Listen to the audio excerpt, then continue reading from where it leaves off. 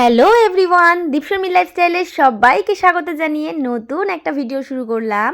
কেমন আছো সবাই? আশা করছি অনেক ভালো আছো, অনেক সুস্থ আছো, আর আমিও অনেক ভালো আছি। আমি তোমাদের শর্মিষ্ঠা আর নিয়ে চলে এসেছি তোমাদের জন্য নতুন একটা ভিডিও। আর আজকের ভিডিওটা কিন্তু একটু অন্যরকম ভিডিও। আজকে কোনো ডেইলি ব্লগ নিয়ে আসিনি। আশা করছি তোমরা আজকের থাম্বনেল দেখে নিশ্চয়ই বুঝে গেছো যে আমি কী রকম ভিডিও তোমাদের সাথে শেয়ার করতে যাচ্ছি। হ্যাঁ, আজ তোমাদের সাথে আমি শেয়ার করতে যাচ্ছি একটা সিম্পল গ্ল্যাম মেকআপ টিউটোরিয়াল, যেটা তোমাদের আশা করি অনেকটা হেল্পফুল হবে। আমি সাধারণত আমার চ্যানেলে কোনো রকম মেকআপ ভিডিও দিই না, তবে আজকে একটা মেকআপ ভিডিও দিলাম। তো তোমাদের যদি এই ভিডিওটা ভালো লাগে তোমরা আমাকে কমেন্টে জানাবে। আমি অবশ্যই নেক্সট টাইম আরও সুন্দর সুন্দর মেকআপ ভিডিও তোমাদের সাথে আমি শেয়ার করব। ভিডিওটা ছিল বেশ কিছুদিন আগের। তোমরা নিশ্চয়ই আমার ব্লগ যারা রেগুলার দেখো তারা নিশ্চয়ই জানো যে কিছুদিন আগেই আমার বান্ধবীর অ্যানিভার্সারি ছিল। তো সে কারণে আমরা ওখানে গেছিলাম, আর আমাকে দিয়ে ওর মেকআপটা করিয়েছিল, আর তার সাথে দেখো ওর আইব্রোটাও আমাকে দিয়ে প্ল্যাক করিয়ে নিচ্ছে। অ্যাকচুয়ালি আমি ক্লাস 12 পাশ করার পর থেকেই বিউটিশিয়ান কোর্স করি, আর তারপর থেকে কিন্তু আমি আমার বাবার বাড়িতে টুকটাক ভালোই কাজ করতাম। Eyebrow, facial, pedicure, manicure, hair cutting, মানে সমস্তটাই আমি জানি, আর সেই কাজগুলো কিন্তু আমি করতাম।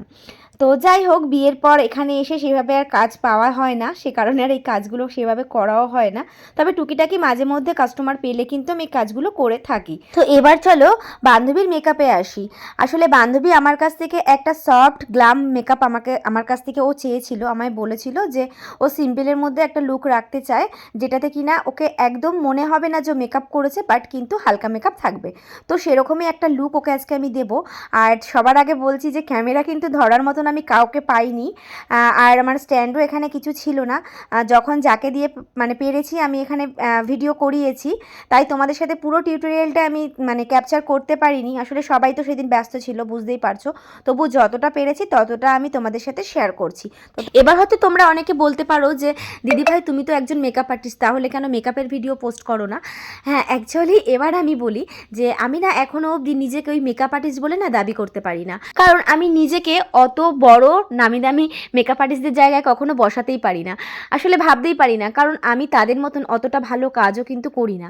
সব কিছুই হচ্ছে প্র্যাকটিসের অভাব, মানে সেরকমভাবে কাজ পাইও না, আর সে কারণে করাও হয় না। তবে পাই না বলাটাও ভুল হবে, আমি কখনো কাজ পাওয়ার চেষ্টাটুকুও করি না। হ্যাঁ, এটার পিছনে অনেক বড় গল্প আছে।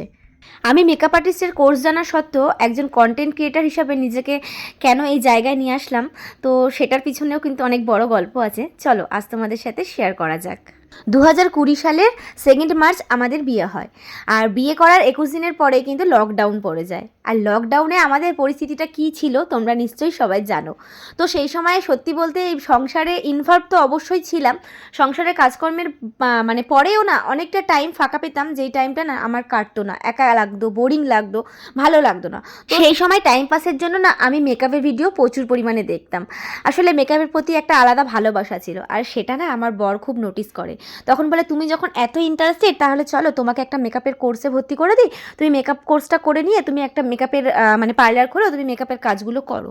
তো রীতিমতন ওর কথা শুনে আমি সেটাই করলাম, ভর্তি হলাম একটা কোর্সে। তো কোর্স করে সার্টিফিকেশান নিয়ে আমি কাজ করা শুরু করেছিলাম। তবে কি বলবো, এই লাইনটাতে না প্রচণ্ড ইনভেস্ট করতে হয়, মানে প্রচুর পরিমাণে ইনভেস্ট করতে হয়। আর এখনকার দিনে তো প্রত্যেকটা ঘরে ঘরেই মেয়েরা এই কাজটা শিখে রয়েছে, তাই না? তাও প্রচুর পরিমাণে ইনভেস্ট করে আমি মডেল শ্যুট করতাম, টুকিটাকি অ্যাড করতাম, সব কিছুই শুরু করেছিলাম।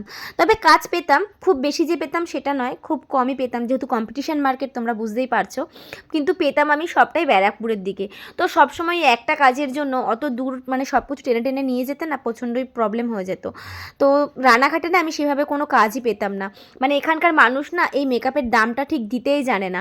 মানে কি বলবো, 500 টাকাও যদি কখনো কাউকে বলা হয় না, দিতে চায় না, 200 টাকা 250 টাকা এরকম ডিমান্ড করে। আচ্ছা তোমরাই বলো তো, যারা মেকআপের লাইনে আছো তারাই এটা বুঝবে যে একটা প্রোডাক্টের কত দাম। সেখানে এই কাজের এই রকম ইম্পর্টেন্স সত্যি ভাবা যায় না। কি আর করবো, সব কিছু পোটলা পাতলা গুটিয়ে মানে আমি নিজের মতন থাকতাম, ভালো লাগতো না। তো এইভাবে 1.5 বছর 2 বছর কাটলো, দেখলাম যে সেরকম এই লাইনে আমি কিছু করতে পারছি না। তারপর আমি আসলাম ইউটিউবে। তো একজন কন্টেন্ট ক্রিয়েটার হিসাবে বিভিন্ন রকম কন্টেন্ট ক্রিয়েট করতাম, ডেইলি ব্লগ চ্যানেল খুলেছিলাম। তোমরা হয়তো সবাই জানো যে এর আগেও আমার একটা চ্যানেল ছিল। তো সেই চ্যানেলটা আমার 1 বছর হলো যে চ্যানেলটা আমার হাতে নেই। চ্যানেলটা কি বলবো, ইউটিউব শেষ করে দিয়েছে চ্যানেলটাকে।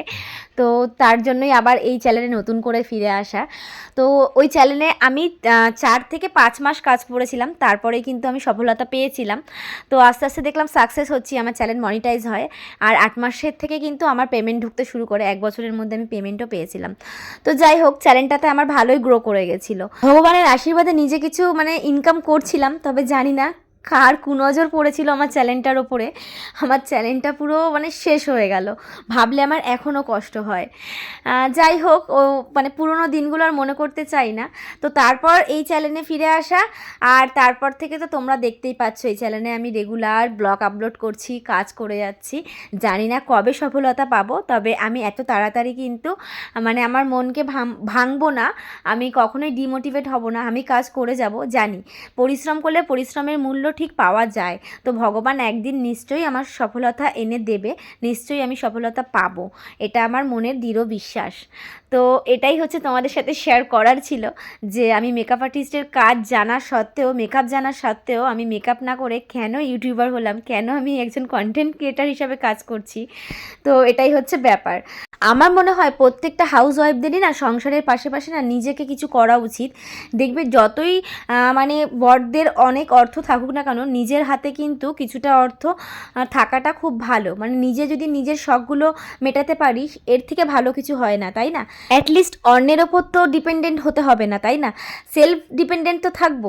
তো এর থেকে আমার মনে হয় না বেটার কিছু হয়। যাই হোক, গল্প করতে করতে দেখো আমার মেকআপ পুরো ডান হয়ে গেছে। তো ফাইনাল লুক রেডি। এবার তো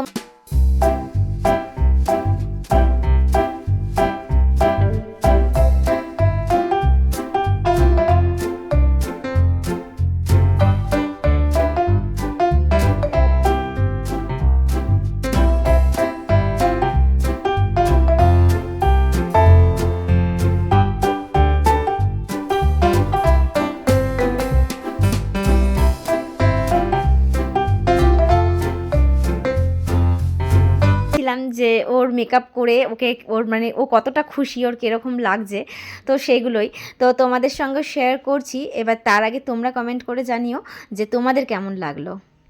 চলো বান্ধবী, বলো কেমন লাগলো তোমার সেজে? দারুণ পেরেছি একটুখানিকও তোমার মানে মনের মতন দিতে? একদম চেষ্টা করেছি, সবই তো জানিস প্র্যাকটিস হয় না, প্র্যাকটিস না হলে যেটা হয়। ঠিক আছে, কিন্তু তো খুব সুন্দর লাগছে। আমি যেমন ভেবেছিলাম যে রিসেপশনে আমি একটু সরি অ্যানিভার্সারিতে আমি এমন সাজবো, তো আমি সেম। কেমন আমার খুব পছন্দ হয়েছে, বেশ মোটামুটি ঠিকঠাক। কেমন লাগছে জানিও।